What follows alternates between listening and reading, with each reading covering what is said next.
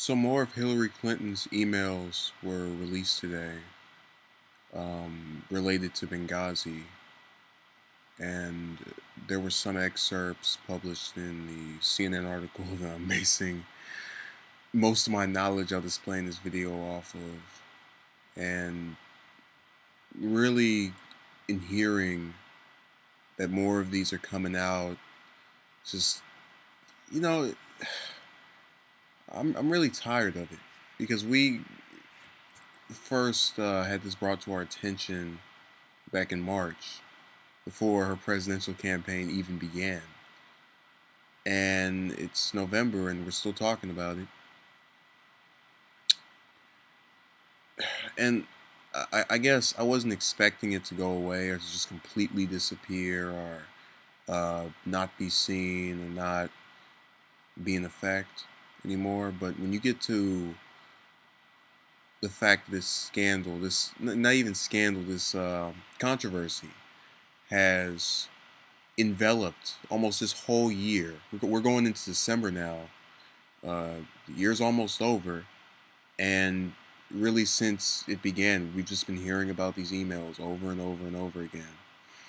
You know, during the Democrat debate last month, the initial one, the one with the five people, before we had a field of three, uh, you had Sanders say, we're tired of your damn emails, his exact words.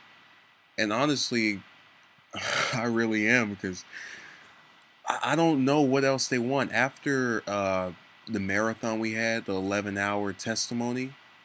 That really should have been it, because there was no reveal or comment she made during that really brought her credibility down at all. And yes, I understand a lot of Republicans are behind this effort for the simple fact of destroying her as a presidential candidate and ruining her chances of getting elected. And I honestly believe that if she can steer clear of this, uh, she has about an 80% chance of just winning the presidency. I mean, it's that simple. Yeah, I'm not saying she's going to win 80% of the electorate, but if she gets over this hurdle, that's the White House is pretty much hers. Um, because that primary is a joke at this point. And she's doubling Sanders in all of the polls now, thanks to Biden dropping out, or not dropping out before he even starts. So that was disappointing. But I, for the life of me, can't get where it would make sense to anybody to say, okay, well, we have this controversy, and we know we're not getting anywhere close. They're no closer to destroying her with it than they were months ago. Arguably, even less so. They've made less progress. They've backpedaled. There's a whole bunch of stuff to attack Clinton on. You can talk about the shifting positions. And if they did that more, they might actually help Sanders, because a lot of people don't know about her positions changing over the span of 6, 7, 8 years, 9 years. And really, if they went with that, they might have a better chance of actually beating her.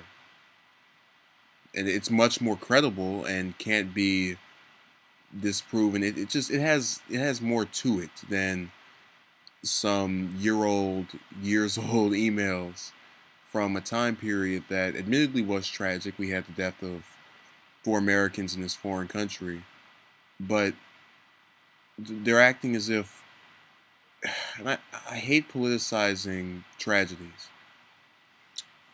They're acting as if we continue talking about these emails, these 4 people are just going to come out of their graves. They're not. So why even make it a topic of discussion other than to destroy her presidential campaign, her candidacy for the presidency? That's the only reason they're doing it. And I think if Republicans focused on other things relating to her, or heck, just focused on winning the primary, there's 14 of them, and only one is going to go against Clinton. So I just think they're all hitting from the wrong directions. And they're not really doing anything for themselves, for the party, for those families of those victims, or for the American people. And I think that's the worst part of this entire debacle.